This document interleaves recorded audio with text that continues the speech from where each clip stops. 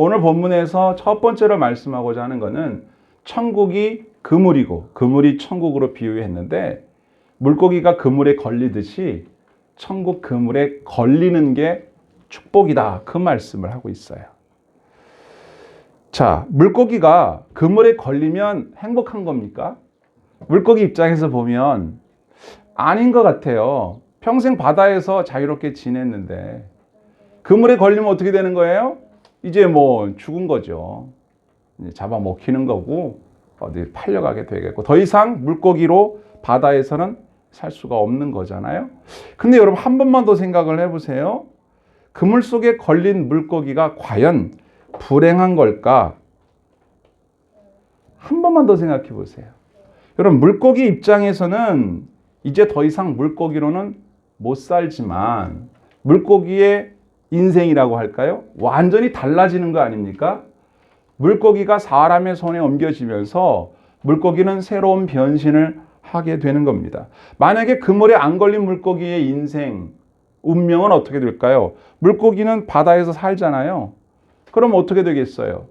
다른 물고기에게 잡아먹히거나 아니면 물고기로 늙어서 죽으면 끝이에요. 바닷물에서 태어나서 바닷물에서 다른 물고기에게 안 잡아먹히면 늙어 죽는 게 끝이에요. 그럼 물고기에게 있어서 그게 복이냐 이거예요. 하나님이 물고기를 왜 만들었을까요? 하나님이 물고기를 만든 이유는 다른 물고기의 밥이 되어줘라.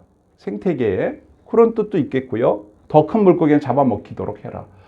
또 하나의 뜻이 있다면 뭐가 있겠어요? 물고기가 사람에게 붙잡혀서 그 어부의 생계에 도움을 주는 거죠.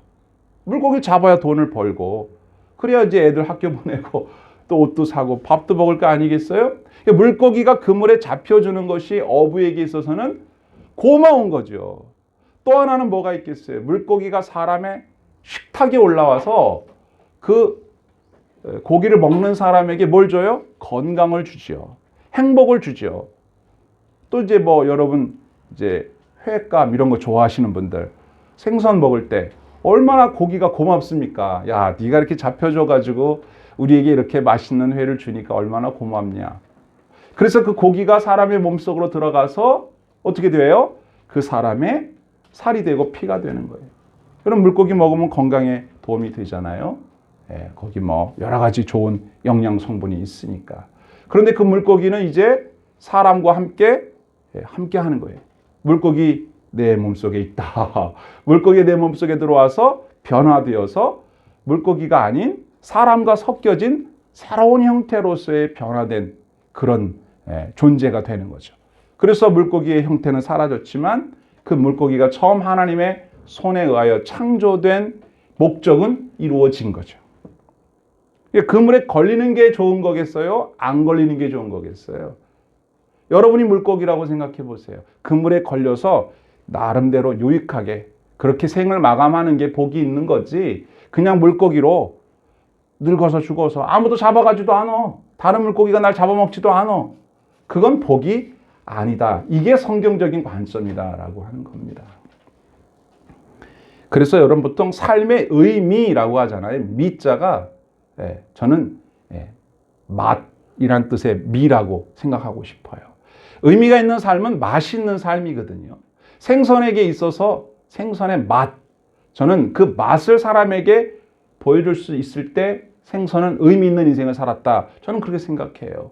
하나님께서 우리를 이 땅에 창조하셨을 때에 우리에게도 의미 있는 인생 살라고 하셨을 거 아니겠어요? 그럼 여러분도 맛을 내야죠. 예수님 뭐라고 우리한테 말씀하셨나요? 우리한테 무슨 맛이 나야 돼요? 소금이라고 했죠. 짠맛, 맛이 있다고요.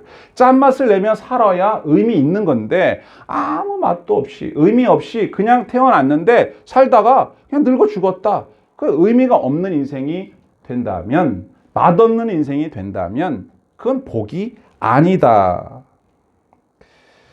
하나님이 창조한 모든 피조물에는 다 의미가 있어요.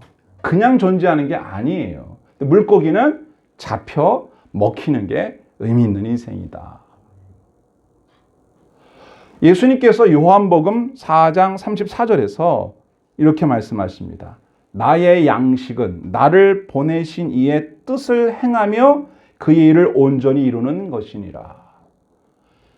우리 주님이 양식으로 삼은 일은 예수님을 보내신 하나님의 뜻을 이루는 거예요. 하나님의 계획을 이루어 드리는 게 내 양식이다. 난 그걸 먹고 산다.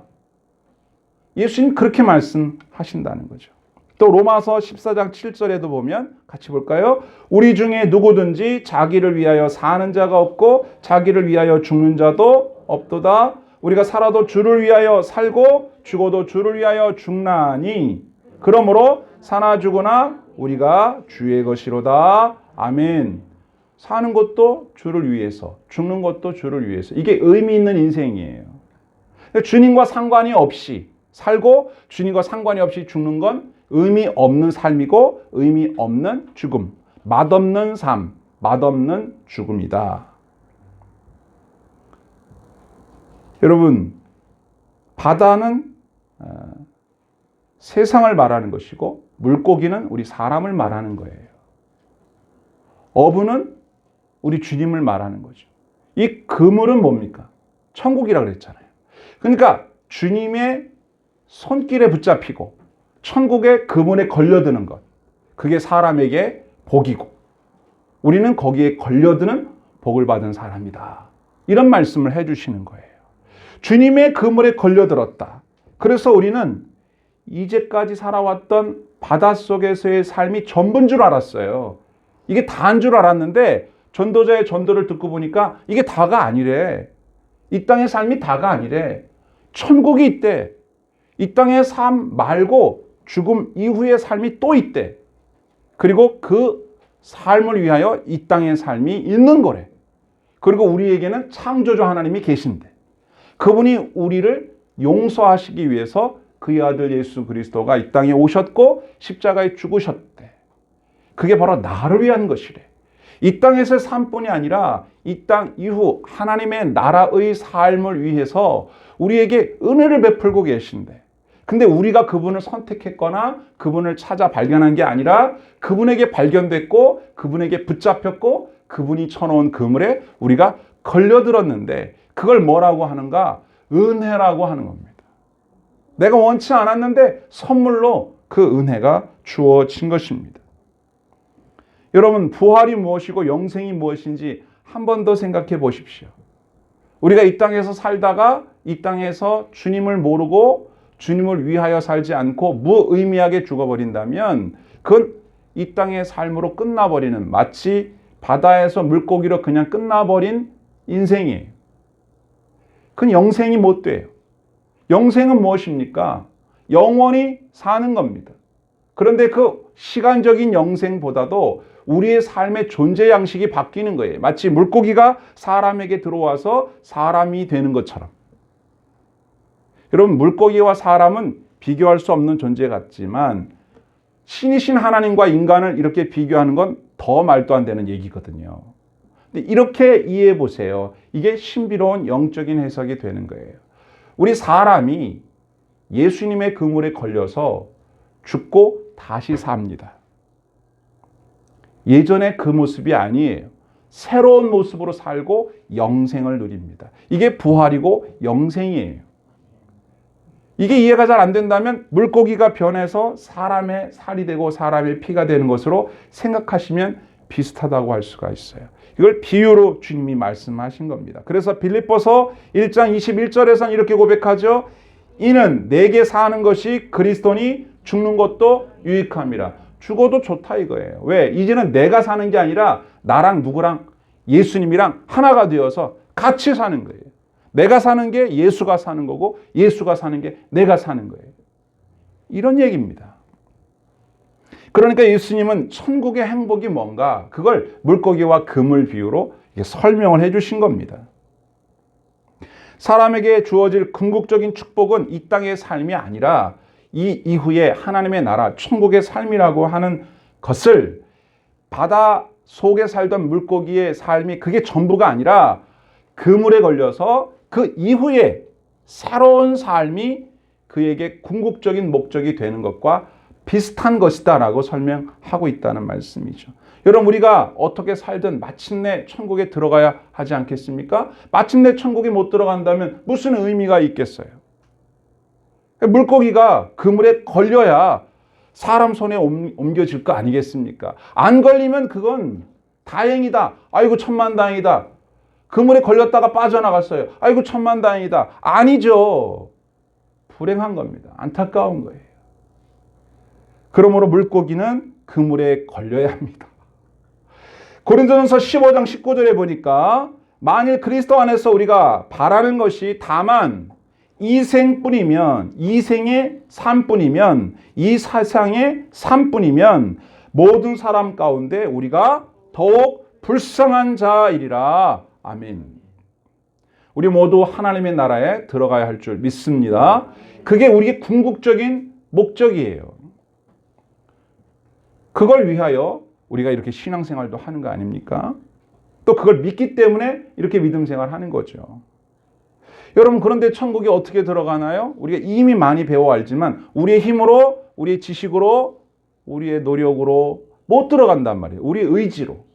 은혜로만 들어가네, 은혜로만 선다네, 우리의 노력이 아닌 어린 양의 보혈로, 어린 양의 보혈로, 주님의 은혜로 들어간다. 그걸 오늘 본문은 어떻게 표현했느냐? 그물에 걸려들었다.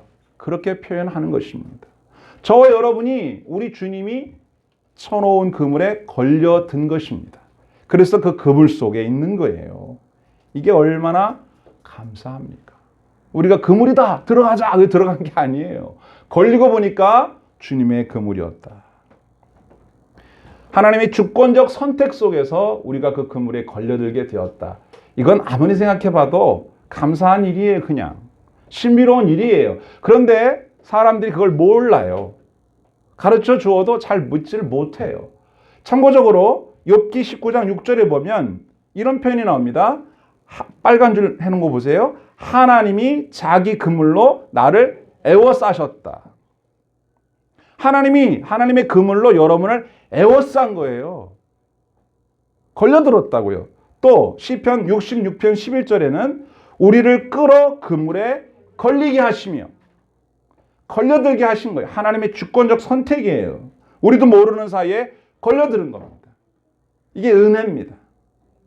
누가복음 5장 1절에 보면 여러분 잘 아시는 베드로가 밤새도록 그물질했는데 물고기를 단 한 마리도 못 잡았죠. 근데 예수님께서 뭐라고 하세요? 깊은 데로 가서 그물 내려라 그랬더니 얼마나 고기가 많이 잡혔는지 그물이 찢어질 정도로 잡혔어요. 그러니까 물고기가 잡히고 안 잡히고 그물에 들어가고 안 들어가고 누가 한다고요? 주님이 하신다 그 말이에요.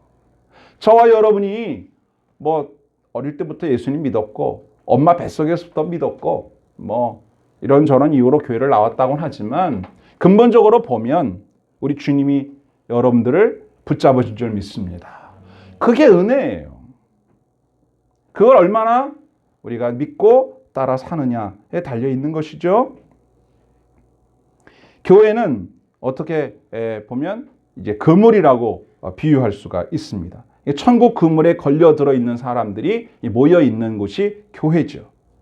이것도 요한복음 15장 16절에 있는 말씀 보면 너희가 나를 택한 것이 아니요 내가 너희를 택했다 그러셨어요. 교회도 여러분이 선택한 것 같지만 교회가 여러분을 선택하는 거예요. 보통 그러지 않습니까? 뭐 이렇게 좀 백화점 같은 데 가서 물건을 사면 이건 딱 손님 거라고. 손님이 이 물건을 고르신 게 아니라 이 옷이 손님을 딱 골랐다고. 딱 맞는다고. 그런 얘기 하잖아요. 적절한 표현 같아요. 여러분이 교회를 고른 것 같지만 교회가 여러분을 선택한 거예요. 왜? 교회의 주인이 우리 주님이시기 때문에 여러분들을 그물로 이렇게 가둬 놓으신 겁니다. 딴 데 못 가게. 이제 옛사람은 죽고 새 사람으로 거듭난 우리 신자들은 하나님의 자녀가 되는 권세를 얻었고 이제 예수님의 제자가 되었을 뿐만 아니라 이제 한 걸음 더 나아가서 세계 만국에 하나님 나라 복음을 전파하는 사람이 되어서 이 그물 속으로 많은 물고기들이, 많은 사람들이 들어오도록 하는 일을 우리가 같이 돕고 있지 않습니까? 그런 일을 위해서 주님의 부름을 받는 거예요. 우리가 하나님 나라를 전파하는 교회가 되고 전도하는 사람이 되고 다른 사람들에게 이 소식을 말해주는 그 역할을 한다는 것이 얼마나 영광스러운 일입니까? 이게 하나님 뜻이거든요. 이런 일을 하라고 교회를 세우신 겁니다. 얼마나 감사해요. 그렇죠?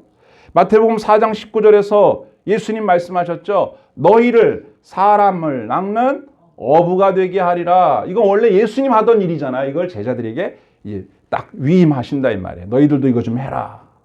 우리 전도해야 되는 거예요. 그래서 또 하나 마태복음 28장 19절에서요. 가서 모든 민족을 제자로 삼아라.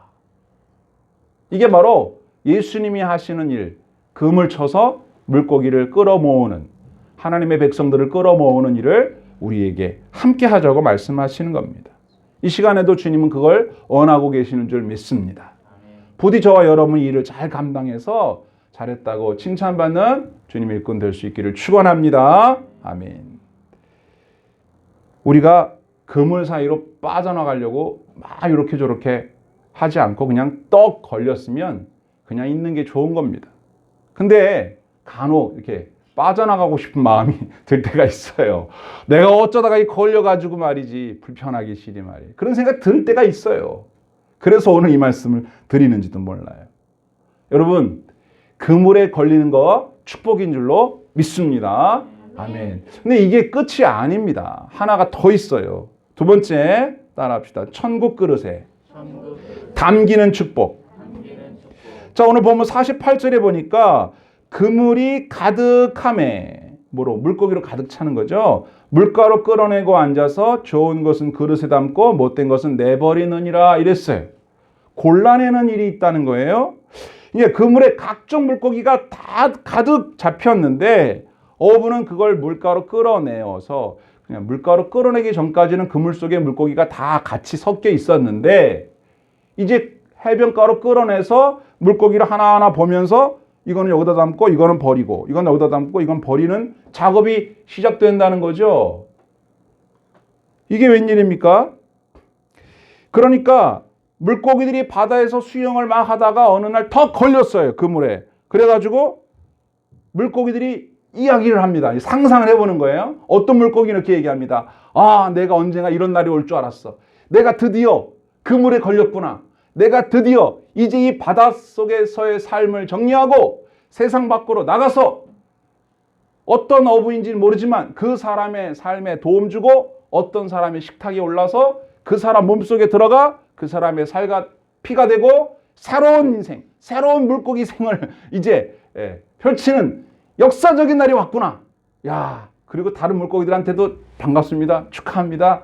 야, 진짜 우리가 정말 복이 있는 물고기들입니다. 행운이에요. 잘 왔습니다. 막 이렇게 얘기하고 있는.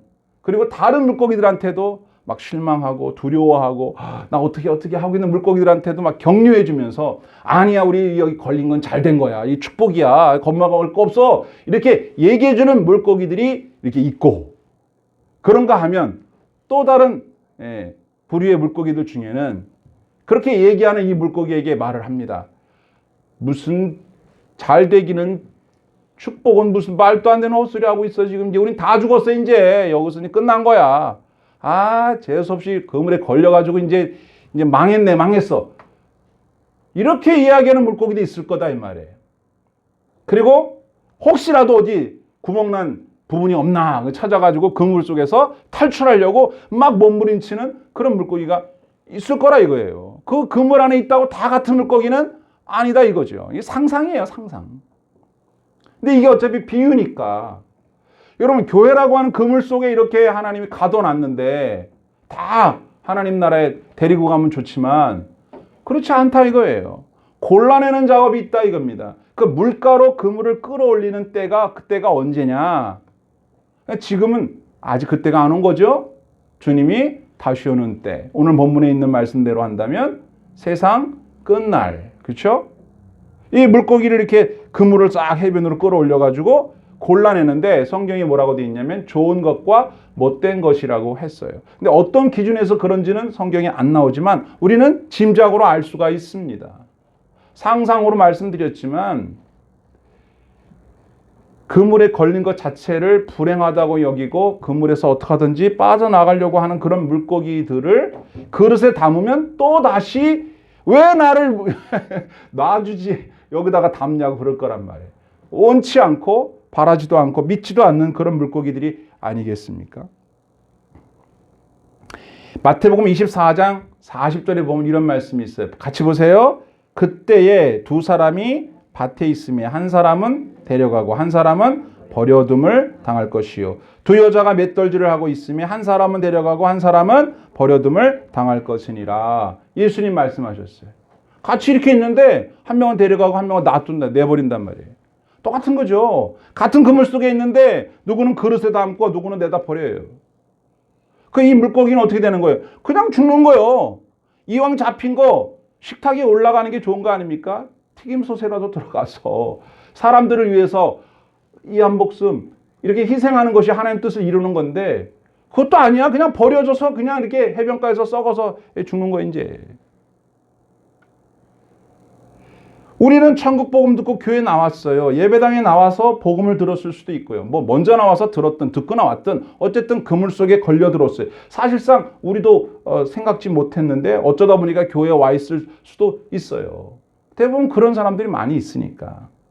그러나 교회 안에 이미 들어와 있으니까 자동 천국이라고 안심할 것도 못 되고 여기에 괜히 와가지고 내가 어떻게 하든지 아이고 그냥 세상으로 다시 나가고 싶은데 그러지도 못하고 저러지도 못한다고 후회하고 있을 것도 아니에요. 아직 그러기에는 세상 끝이 오지 않았기 때문에. 예수님이 마태복음 4장 17절에서 뭐라고 첫 설교하셨나요? 제가 몇 번 말씀드렸죠. 회개하라 천국이 가까이 왔다. 가까이 왔다 그랬죠. 다 안 왔어요. 이미 오기는 왔는데 다 온 게 아니야. 완성이 아니야. 아직 재림의 날이 와야 돼요. 완성되지 않았단 말이에요.